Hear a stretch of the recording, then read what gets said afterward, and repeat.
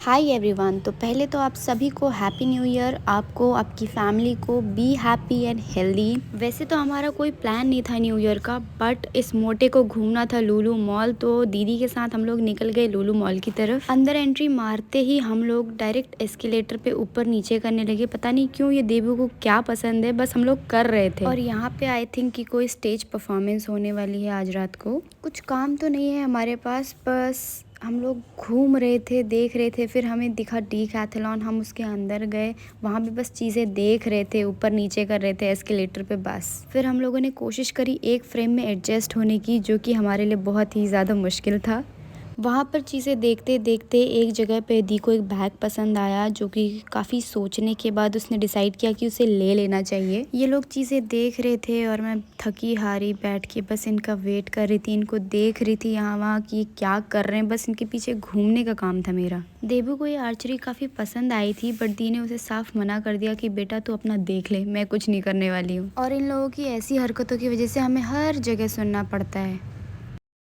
दी को अपना बैग भी वहीं पे छोड़ना पड़ा, क्योंकि वहाँ पे यूपीआई पेमेंट नहीं हो रही थी। फिर देबू ने दी का डंबल टेस्ट लिया कि वो अभी भी डंबल उठा सकती है कि नहीं, और दीदी श्योरली इस डंबल टेस्ट में अच्छे से पास हो गई थी। बट देबू ही इतना मोटा होने के बाद ये मोटा डंबल नहीं उठा पाया। देबू दी से बोलने में पड़ा है कि दीदी अब ये उठाओ, अब ये उठाओ। दीदी ने बोला कि अब तू उठा, तो वो बेचारा भाई की हालत ख़राब हो गई। फिर हम लोग वहाँ से गए मैकडी, और वहाँ पे हमने सब कुछ ऑर्डर करने के बाद, टेबल नंबर लेने के बाद, वहाँ पे वो लोग बोलते हैं कि यूपीआई पेमेंट नहीं होगी। फिर हम लोग वहाँ से निकले सीधा स्ट्रीट फूड की तरफ, जहाँ पे मैं 31st को गई थी अपने फ्रेंड्स के साथ। और वहाँ पे हमने ऑर्डर किया डोसा। चेयर तो मिली नहीं हम लोगों को, लेकिन सामने ग्राउंड था, तो वहीं पे बैठ के हमने मज़े से डोसा खाया। और सीरियसली डोसा बहुत ही मज़े का था। डोसा हमने आते ही 2 मिनट में ख़त्म कर दिया था, पता ही नहीं चला कि कब आया और कब गया।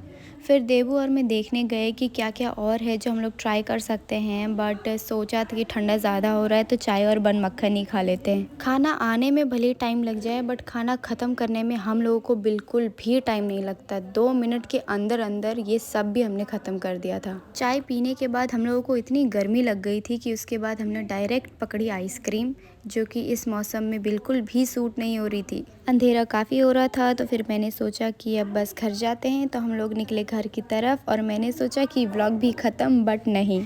ईशा और मैं फिर से आए लुलु मॉल, क्योंकि उसको लेनी थी जैकेट। और लगे हाथ हम लोगों ने वो कॉन्सर्ट भी सुन लिया जिसका स्टेज लगा हुआ था। भाई ने बहुत ही ज़्यादा बेहतरीन गाना गाया, लेकिन इस शोर की वजह से आपको गाना नहीं सुनाई देगा। फिर हम लोगों ने देखी यूनिक्लो में जैकेट। स्टार्टिंग में तो कुछ पसंद नहीं आया, बट ढूंढते ढूंढते लास्ट में 2 जैकेट पसंद आ गई। पहले तो ये पर्पल वाली, जो कि काफ़ी अच्छी लग रही थी और काफ़ी कंफर्टेबल थी। देन ये ऑफ वाइट, ये भी उसको काफ़ी ज़्यादा अच्छी लग रही थी, और इसका पैटर्न भी काफ़ी ज़्यादा बढ़िया था। फिर लगे हाथ हमने ये ब्लू वुलन जैकेट भी ट्राई कर ली। देखने में भी काफ़ी अच्छी लग रही थी और थी भी अच्छी, बट दिल तो ये वाली जैकेट पे आया था, जो कि काफ़ी ज़्यादा अच्छी लग रही थी। और ईशा ने ये ले ली।